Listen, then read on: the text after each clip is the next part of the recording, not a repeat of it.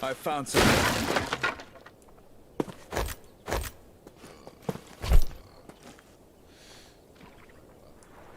Enemies are nearby.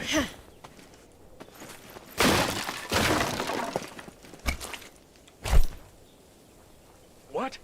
They're attacking me!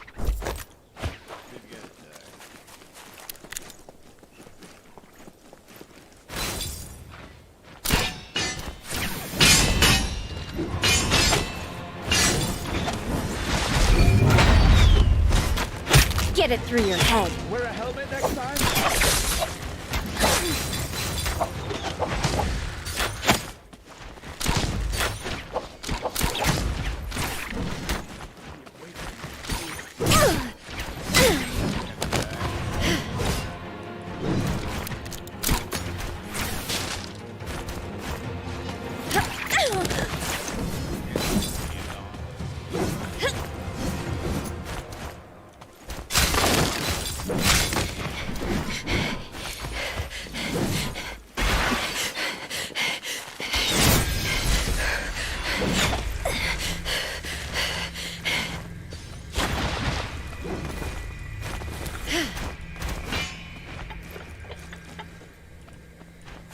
Fit for the top Tsuchimikado.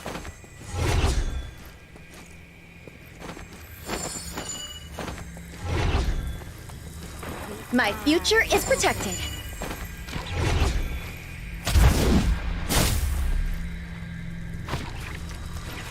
The shadow will shortly begin to The spread. healing may begin. Hey, you back with a poem.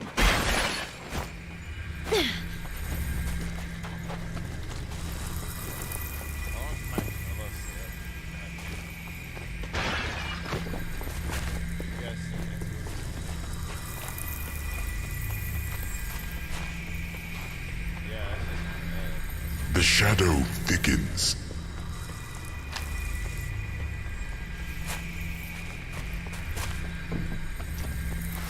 My thanks. It's here.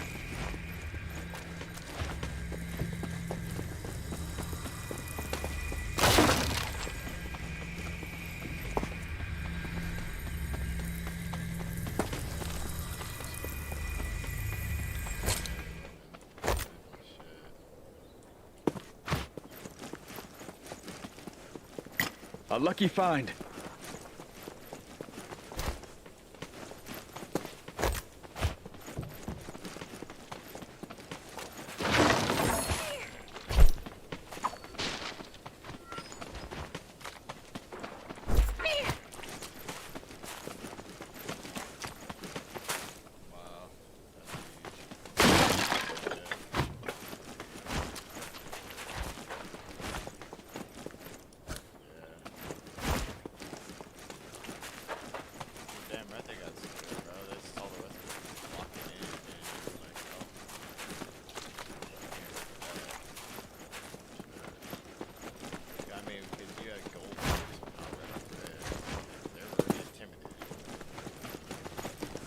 Either way, but I'm saying the point is that they were not really much fucking with us. This is, they were like, God damn, you got gold. I can imagine. It's like I said. Good things always happen to geniuses. I'm fucking purple right now. Like, goddamn.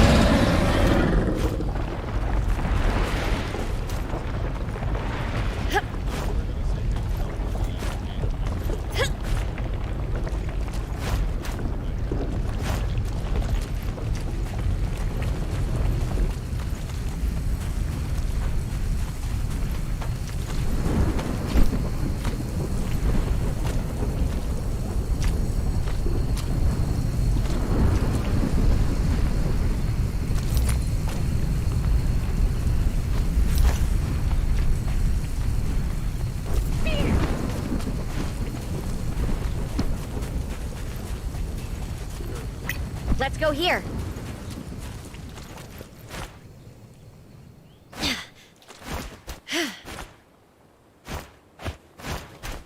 I mean, it makes sense to think that without any armor, fire aspects would earn more. Just really depends on how they make it, the story finale.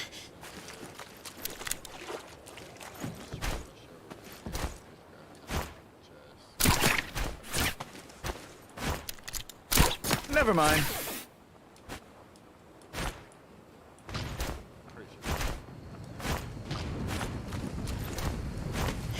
Enemies in the vicinity.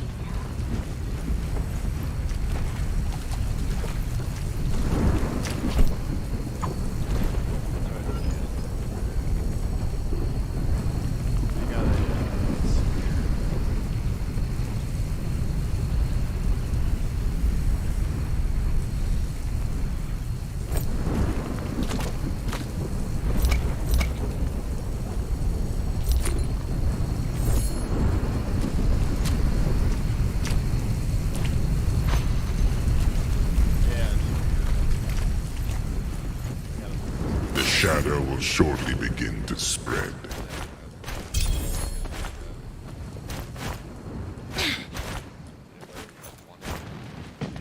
The fools have launched an assault.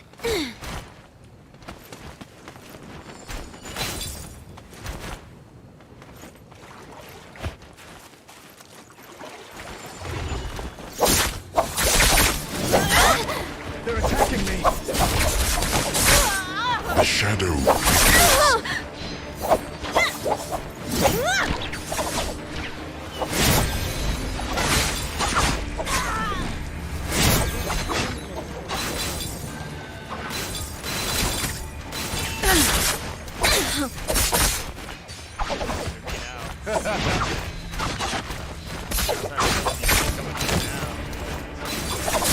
You're more valuable dead.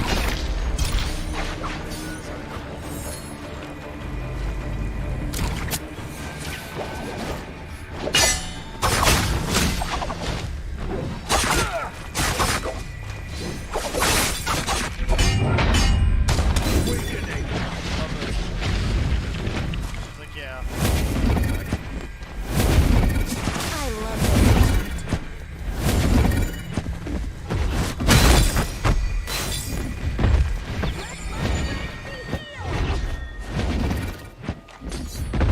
One dude's healing.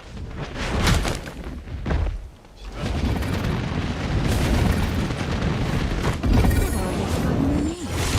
Sheesh. Yeah, she just saw something that fucked me up, bro. Look at her.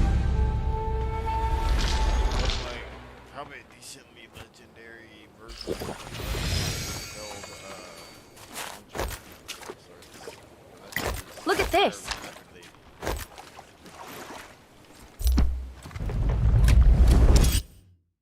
It's pretty wild. Some next level shit. See, look at that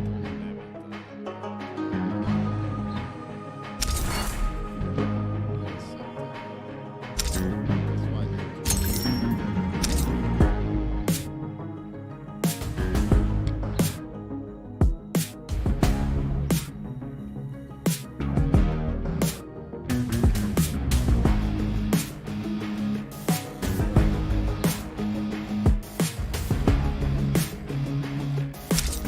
You've made the right choice. But that doesn't mean you can slack off.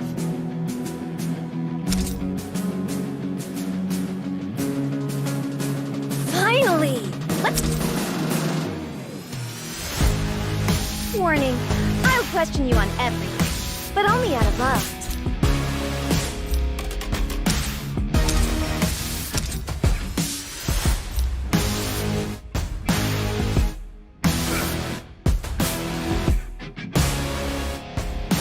I knew it! Our paths were fated to cross.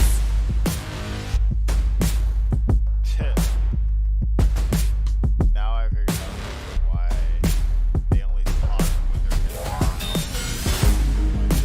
in the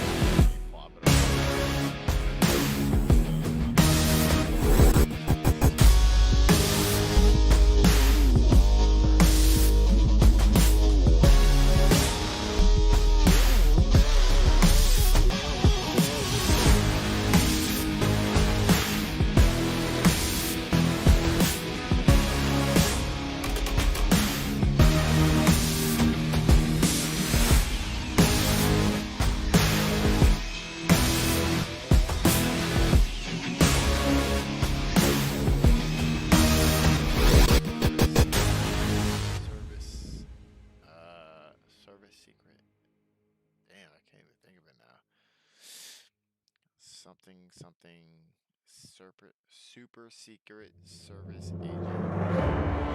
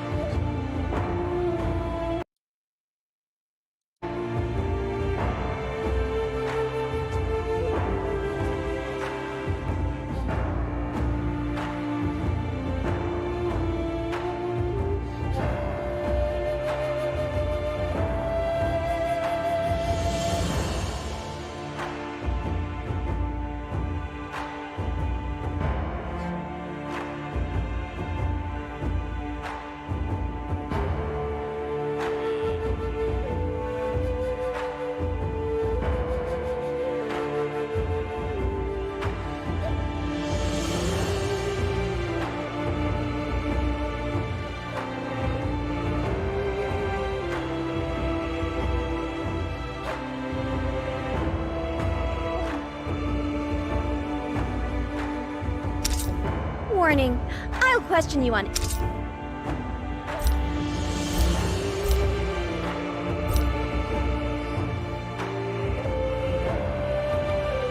I knew it! Our paths were fated to cross!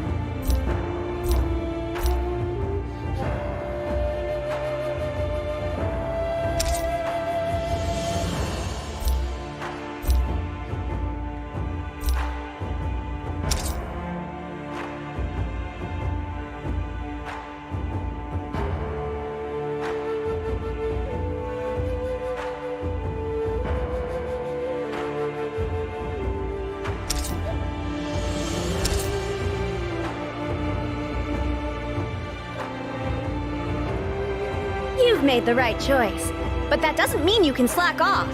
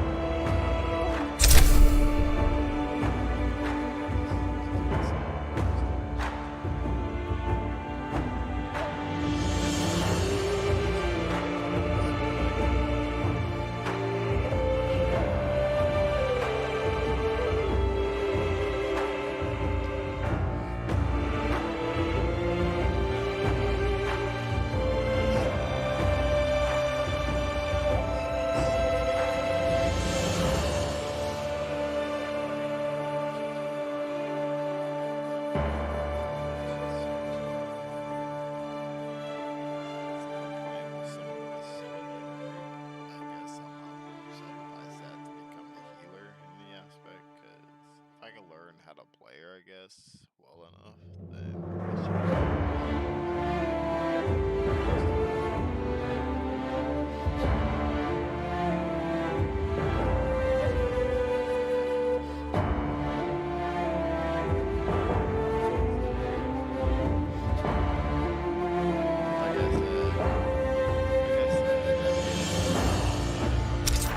I knew it!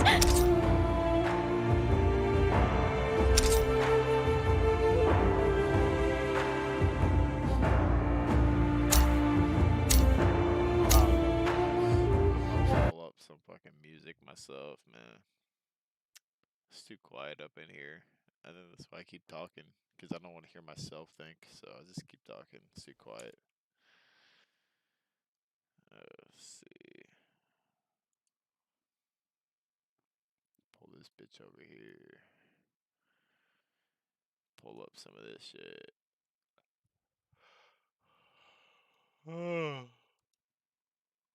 Insane rules bounty hunters have to follow. Let's just play that.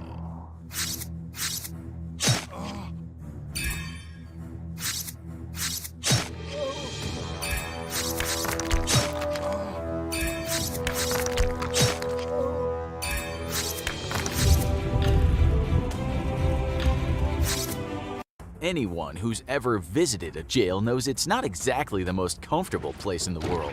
That's why the American judicial system has the institution of bail, a deposit to the court made in either cash or collateral that allows a person to purchase their freedom while preparing for and undergoing trial. Around 40% of criminal defendants are ultimately released on bail. For defendants who can't afford to post their own bail, there's a person called a bail bondsman. Bail bondsmen work for private LLCs and front these people a portion of the money for their bail, which are called surety bonds, and typically charge a fee for doing so. Though the amount of the fee varies from bondsman to bondsman, the standard fee is 10%. Under this system, if a defendant agrees to the terms set forth by the bail bondsman, in order to win their freedom, they're essentially handing over power of attorney for themselves to the bail bondsman. This means that if they fail to appear in court on the scheduled date or try to skip town, the bail bondsman has the right to track them down and haul them in. But the bail bondsmen don't undertake this task themselves. They often hire bounty hunters, also known as bail enforcement agents or recovery agents, to track the defendant down on their behalf. But what's it like being a bounty hunter? What are the rules and laws that typically govern bounty hunters? And is it as badass of a job as their job title suggests? Bounty hunting is a vestige of British common law of the Middle Ages. As we discussed in a previous video, what is bail money actually for? England was the place in which the rule of law replaced what we now consider to be more archaic forms of dispensing justice, like determining if your neighbor stole your garden rake by seeing if their head resembled a pumpkin that everyone knew was haunted. Instead of cash or collateral goods, bail often took the form of an actual person, which meant that a friend or family member would put themselves forward as vouching for the person accused of the crime. 13th century courts often required the person doing the vouching to serve the punishment of the defendant if that person skipped town, which could sometimes mean a death sentence. Fast forward to the modern era, and bounty hunters primarily draw their legal imprimatur from an 1872 Supreme Court decision, Taylor v. Taylor, which stated that bounty hunters may pursue a fugitive to another state, arrest him on the Sabbath, and if necessary break it into his house for that purpose. Bounty hunters are typically paid a commission of the total bail amount that's owed by the fugitive. So, for example, if a person can't afford bail that's set at $10,000, they would typically pay a portion of that amount in cash or collateral, plus a fee to the bail bondsman. Then the bail bondsman pays the rest of the amount, which is backed by insurance. However, the bail bondsman only gets their money back if the person who was released on bail actually shows up to court. If that person leaves their court case or leaves town, it's the bail bondsman who's on the hook for the full bail amount. The bail bondsman doesn't have to pay the full amount because the defendant hasn't appeared in court. That's called a forfeiture. If the person who skipped out, a person referred to as a skip, then the bail bondsman is given the entire bail amount, plus the initial fee that they charge to the skip for providing the bail money in the first place. In other words, if the skip is successfully apprehended and brought back to court, the skip loses the amount that they initially put up in cash or collateral. In those cases in which a person has skipped town, the bondsman hires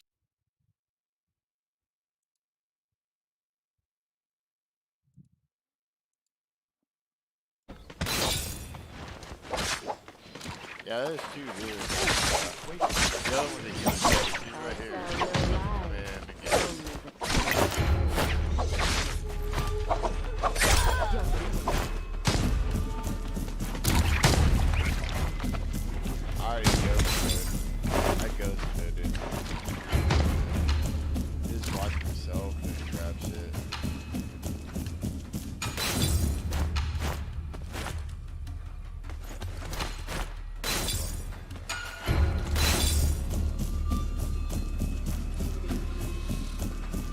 Yeah, they're pretty upset. Sure.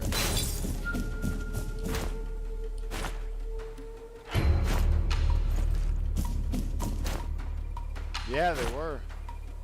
Yeah, 2 killers, bro.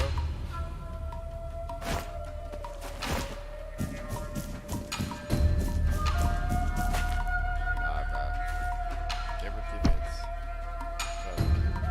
I was there getting shot at. I see the mark some shit. Where I need to be at here. But yeah, no, dude. One team that I was fighting against had 2 healers, bro. Just when I thought one was broken.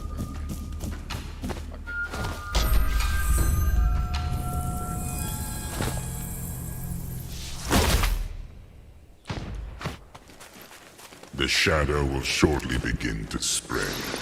So I'm assuming every time when you just rest from the stone thing, you get random weapons in here. What?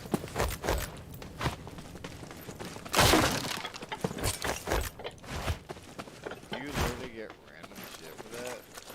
I'm trying to figure that out. Because I had something confused. The shadow thickens.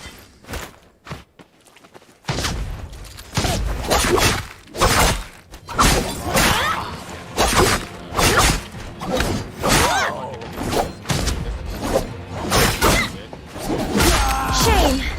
I thought you'd be more interesting. Drop it.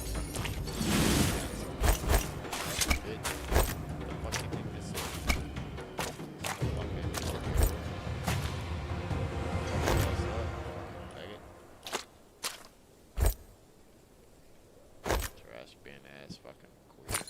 Yeah. I'm gonna take all your shit. Don't ever come at me like that again, bitch.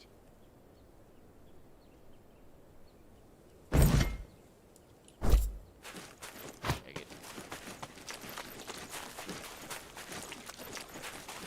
Kid literally jumped off the mountaintop to come fight me, bro, with this fucking pussy ass musket.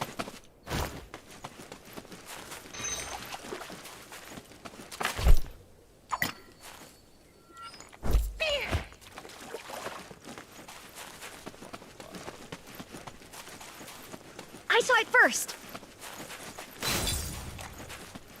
Better than my fucking gray ass staff. Take what I can get around these parts, man.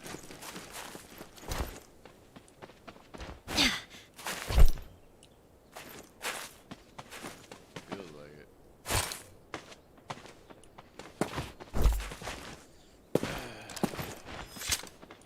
Ready to fight, fight, fight.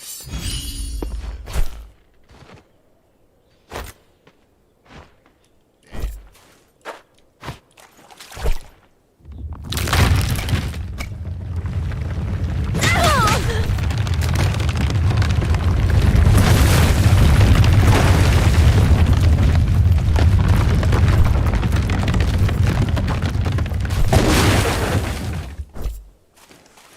Yeah, the physics in this game are trash. Just so you know. That shit hit me like literally like 30 seconds before that thing was even gonna drop and roll around. I just got smacked by it immediately. So.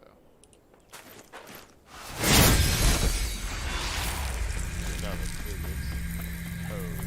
whatever.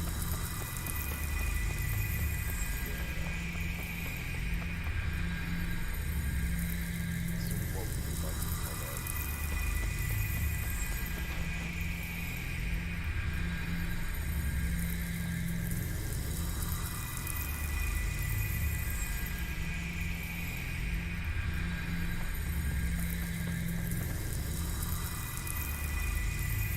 Again, what would you like to call it?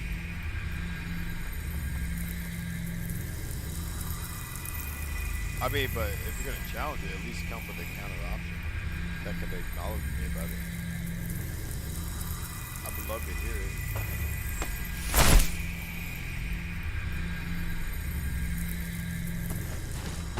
Fit for the top Tsuchimikado.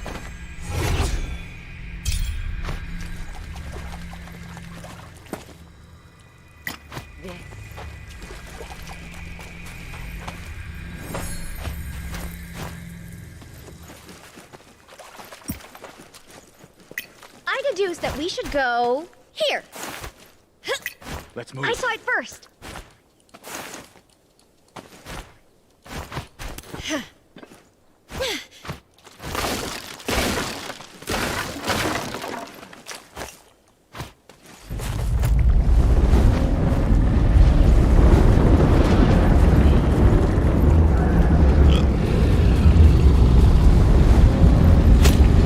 I can't believe I didn't see them coming.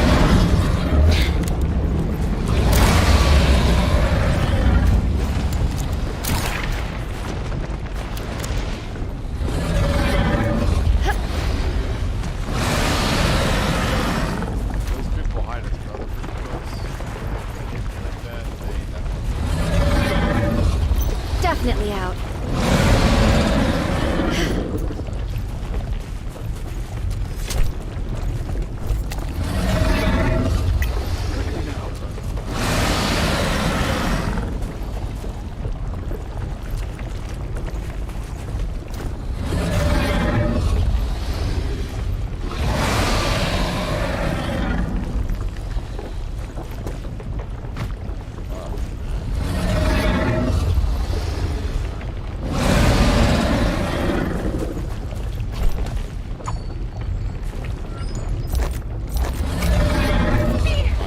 My future is protected.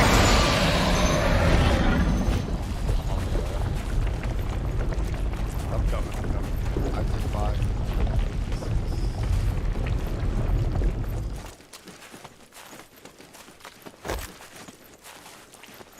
I'm coming up on the right side. I'll link up with someone.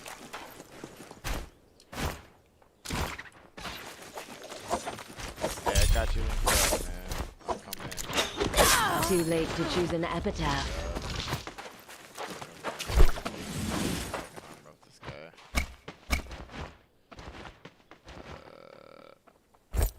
Drop this. Grab this armor. You should repair where you did. You could have grabbed the repair off that guy. No worries. Come on.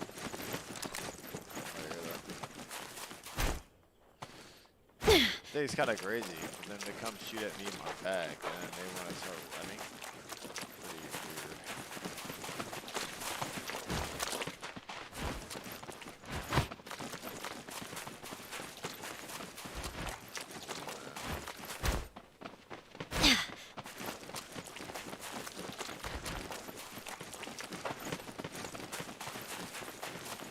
I think they just don't understand the camaraderie.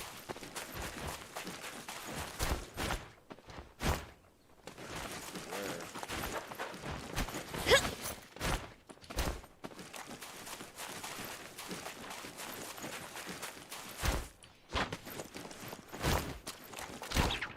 I see him up there right now. Okay, come.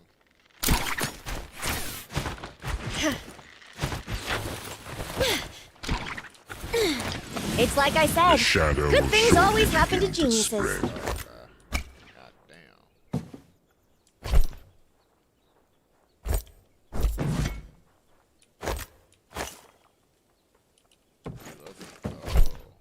Oh my god. I just found a legendary musket, bruh. I'm ready to be a fucking sniper. Yo, let me go. Hold on, I'm coming up. You guys be dying on this shit. The shadow thickens.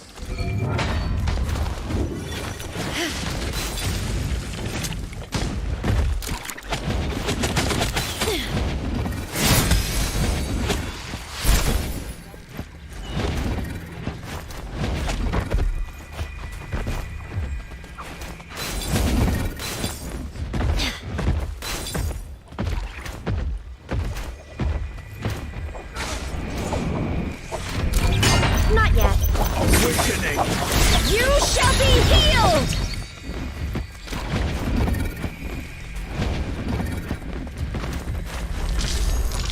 Let my friend be healed!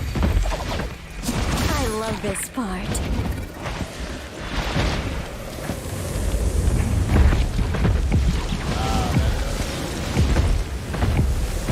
I can't even climb over a freaking wall, bro. What the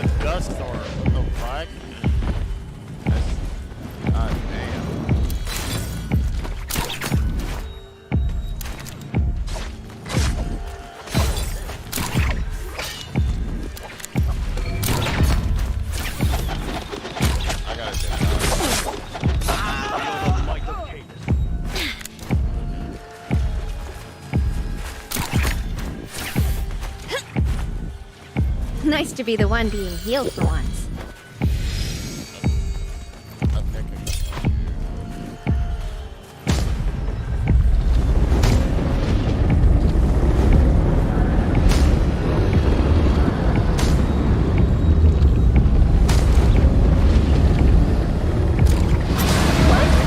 Where did you come from? Feel the might of Canis.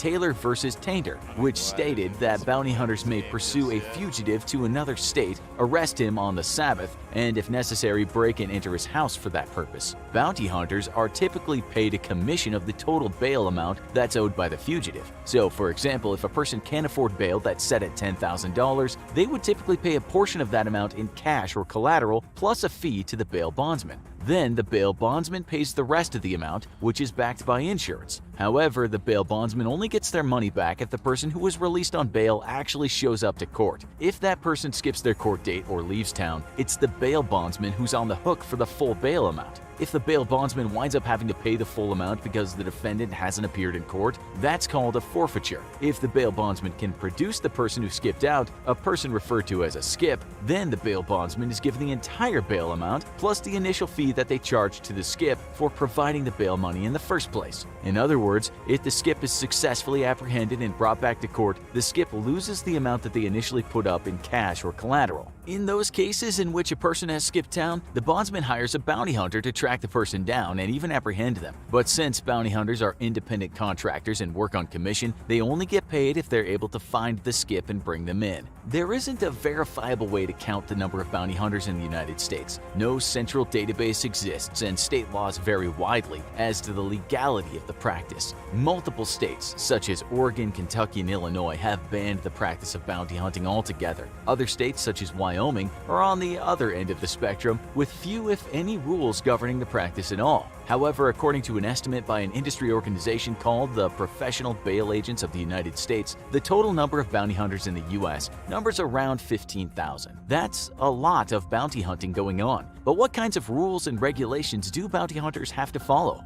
One rule of all bounty hunting is they are not allowed to cross country lines. Bounty hunters who attempted to apprehend fugitives in another country face dangerous consequences, and even a trip over the border to Canada to snatch a fugitive would violate international law. When it comes to the tactics bounty hunters employ to catch fugitives, it turns out that they can get away with quite a lot. Bounty hunters operate outside of the traditional legal constraints that govern police officers and other agents of the state. This is because a bail agreement between a defendant and a bail bondsman is essentially a civil contract that is incumbent upon the bondsman to enforce. As a result, bounty hunters hired by a bail bondsman enjoy significant legal privileges that everyday police officers do not. For example, when bounty hunters are making an arrest, they're not required to read a defendant their Miranda rights. Bounty hunters also may enter a defendant's home without probable cause or a search warrant, but only if they've established that the fugitive is actually living there. In other words, bounty hunters do not have the right to enter the homes of the fugitive's friends or family to look for the person.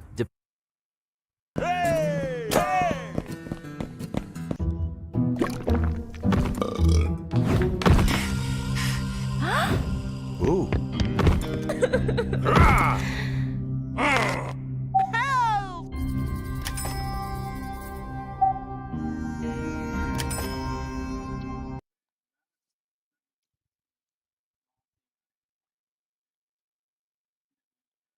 Depending on the state, bounty hunters may also not be required to obtain a license or undergo training.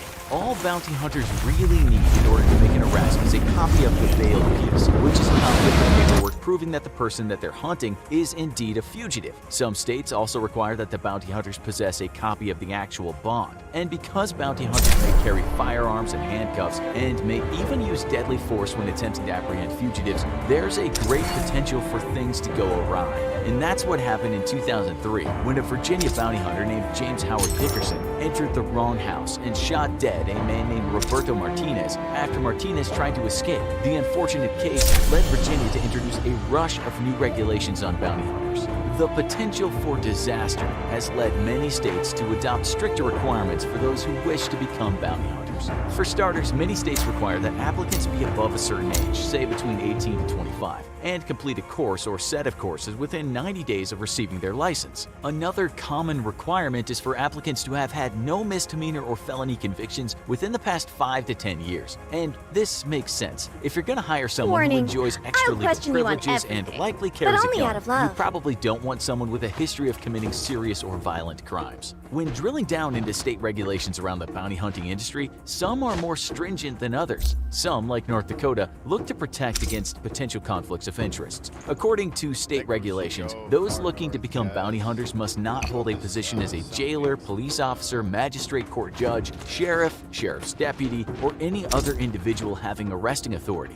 This makes sense, too. You could see confusion arising from someone justifying illegal search and seizure as a cop by saying that they were actually acting in their capacity as a bounty hunter, and it would be difficult to prove that they were acting illegally. Mississippi has similar requirements. State law indicates that those seeking licensure as a bail enforcement agent may not be employed as an attorney, law enforcement agent, or judicial official, and may not be employed as a correctional officer in a facility where inmates are bailable. Some state laws around the industry pay particular attention to applicants' personal behavior. In Iowa, for example, people looking to become bounty hunters must have no history of domestic violence or drug and alcohol abuse. And in Georgia, in addition to its requirements around age, felony convictions, and U.S. citizenship, the state also requires that prospective bounty hunters be eligible to carry a firearm.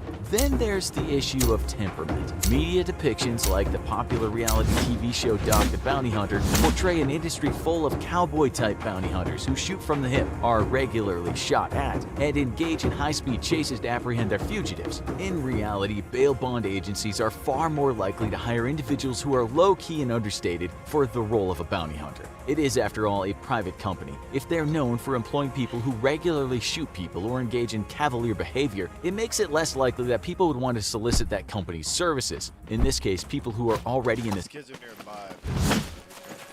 Enemies 6th of May, 2003. Onwards. The universe was I can't believe I didn't see them coming! Then came life. And union.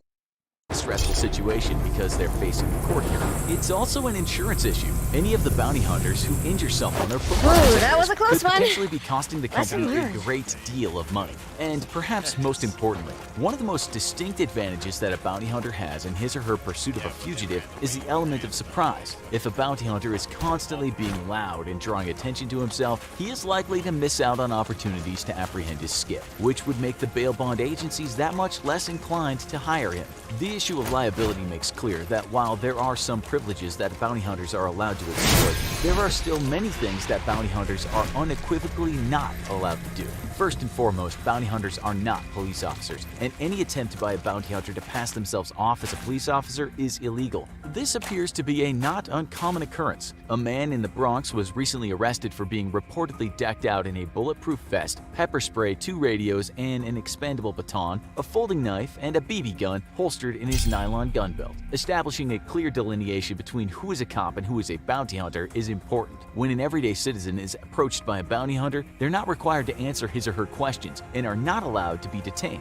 As a result, many bounty hunters refer to themselves as agents, as in bail enforcement agents or fugitive recovery agents. Yet, even with these boundaries in place, bounty hunters may still engage in practices that are considered questionable or even legally troublesome by law enforcement officials. For example, one Idaho bounty hunter was met with angry responses from law enforcement after live streaming his capturing of a fugitive and for a separate incident in which he asked the public for tips regarding a murder case. While not technically illegal, these practices arguably infringe upon the civil liberties of the fugitives and could endanger lives if things went wrong. Now, while all of this may sound frightening and make civil libertarians angry, There are reasons why the system exists. For starters, it's effective. According to a book by two economists that compare public and private law enforcement practices, the surety bond system has lower rates of people skipping out on their court dates than all the other forms of pretrial release. On top of that, bounty hunters have an astonishingly high capture rate, which sits anywhere from 85 to 99%. While the reasons for this rate of success may vary, it probably comes down to bounty hunters enjoying significantly more legal leeway than regular cops, and the fact Find me that a bounty spool, hunters have a then let's financial talk. incentive to capture their man. Another reason why the bounty hunter model continues is because it makes people money. The fact that around 15,000 people benefit financially from being bounty hunters gives them an incentive to keep the system in place, regardless of whether it's fair. That's not to say that there hasn't been significant pushback on the part of activists and concerned citizens who say that the cash bail system is morally and legally repugnant, and that while bounty hunters may be effective in rounding up the tiny percentage of the population I can't believe I didn't see them coming! obligations, they represent a far greater threat to the safety and liberty of everyday citizens. But now we've got a job to do. Two of our videos have gotten views, and it's up to you to track them down. Bring them to justice by clicking on them now before they slip away again. You're running out of time, so grab the one over here or the one over here. Don't wait, get them now. The healing may begin! That look is a look that can only happen by a roaring fire at a Virgo cabin. The shadow will shortly begin to spread. That look can't happen after binge watching. What do you mean I thought that shit? How can not? Jealous. If you caught our show on the Chernobyl nuclear disaster, you'll know all about what happened on April 25th, 1986, and how it shook the world. What you might not know is that it could have been much, much worse had it not been for the extremely brave people we're going to talk about today. But first, let's see what happened on that fateful day. Prior to that disaster, there were around 14,000 people living in this Ukrainian city of Chernobyl, which is located around 90 kilometers northeast of the capital, Kiev. You can actually visit there today, but it's somewhat a ghost town, and the few residents that live there stay outside of the Chernobyl exclusion zone. What happened back in the 80s was basically an explosion of one of the reactors at the nuclear plant. It's said around 50 people died as a direct result of the explosion, but the World Health Organization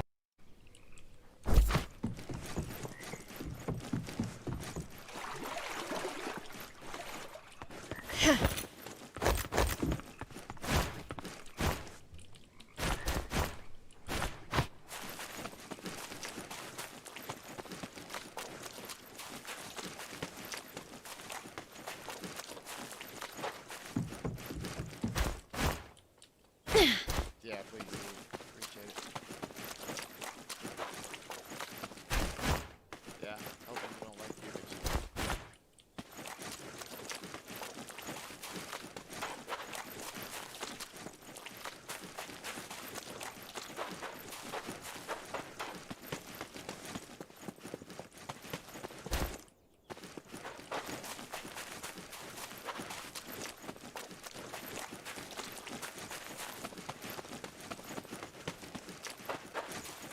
People are so trash, bro.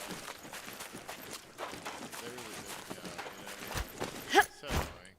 It's like it doesn't make sense. It's like, I'm sitting here trying to do camaraderie, trying to help with the team.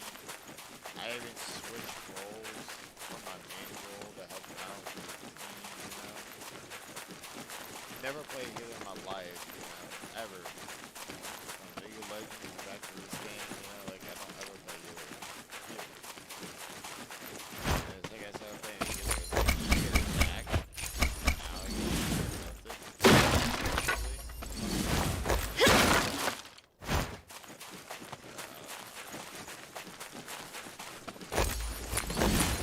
all I can say is that I tried my best, and I'm assuming they tried their best. Because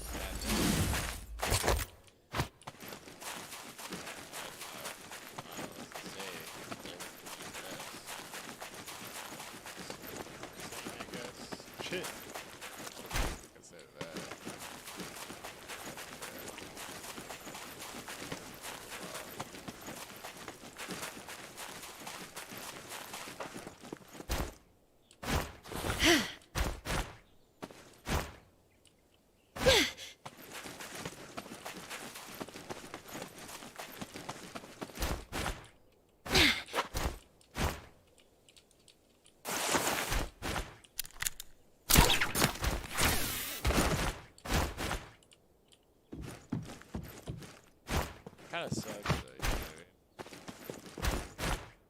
I mean? Just straight up leave. Have no inspiration. No aspects about life. They're just like, oh yeah, you know, I'm part of Gen Z. I'm part of Gen Z. You know what that means, right? Yeah. That means I can just get away with anything I want. Yeah. Yeah. I'm Gen Z. Yeah. Yeah. Follow the genius. Pretty fucking wild, right? But it is what it is. So.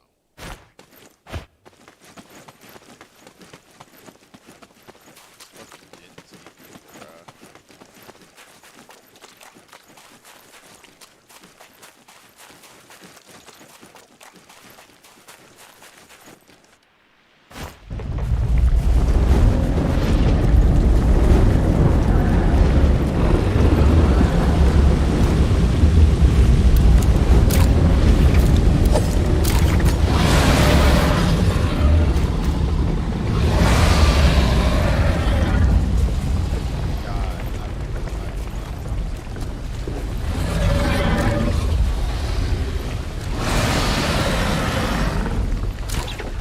What?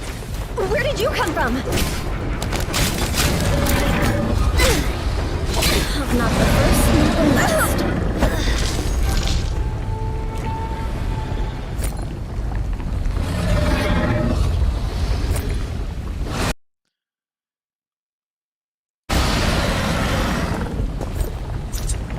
I found something very good. Promise you, there's not very much anything good there at all.